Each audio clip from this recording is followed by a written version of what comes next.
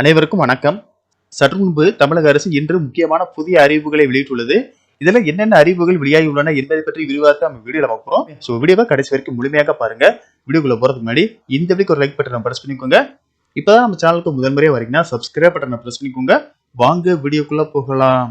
முதலாவது அறிவிப்பாக தமிழ்நாட்டு மூத்த குடிமக்களுக்கு தமிழ்நாடு அரசின் இந்து சமய அறநிலையத்துறை முக்கிய செய்தியை வெளியிட்டுள்ளது.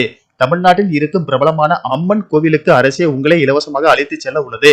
இந்து சமய அறநிலைத்துறை சார்பில் மூத்த குடிமக்களே ஆடி மாத அம்மன் கோவிலுக்கு இலவச ஆன்மீக பயணம் ஜூலை 18, 25, ஆகஸ்ட் 1, 8, 15 ஆகிய தேதிகளில் 5 கட்டங்களாக அழைத்து செல்ல ஏற்பாடு செய்யப்பட்டுள்ளது. அடுத்த அறிவிப்பாக கலைஞர் மகளிர் உரிமை தொகை திட்டத்தின் மூலம் மாதம் ரூபாய் 1000 குடும்ப தலைவிகளின் வங்கி கணக்கில் நேரடியாக செலுத்தப்பட்டு வருகிறது.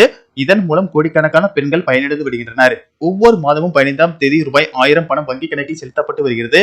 இந்த நிலையில் ஜூலை 15ஆம் தேதி தொடங்க மகளிர் உரிமை தொகை திட்ட விரிவாக்க பணிகள் குறித்து அடுத்த கட்ட தகவல்கள் வெளியான வண்ணம் உள்ளன. அந்த வகையில் தற்போது புதிய தகவல் வெளியாகியுள்ளது. அதன்படி கடந்த முறை மகளிர் உரிமை தொகை திட்டத்திற்கு விண்ணப்பித்து நிராகரிக்கப்பட்டவர்களும் இந்த முறை விண்ணப்பிக்கலாம் என தெரிவிக்கப்பட்டுள்ளது. மேலும் ஆவணங்கள் சரியில்லாமல் நிராகரிக்கப்பட்டவர்கள் கடந்த சில மாதங்களில் திருமணமான பெண்களும் மகளிர் உரிமை தொகை திட்டத்திற்கு விண்ணப்பிக்கலாம் என்ற தகவல் வெளியாகியுள்ளது.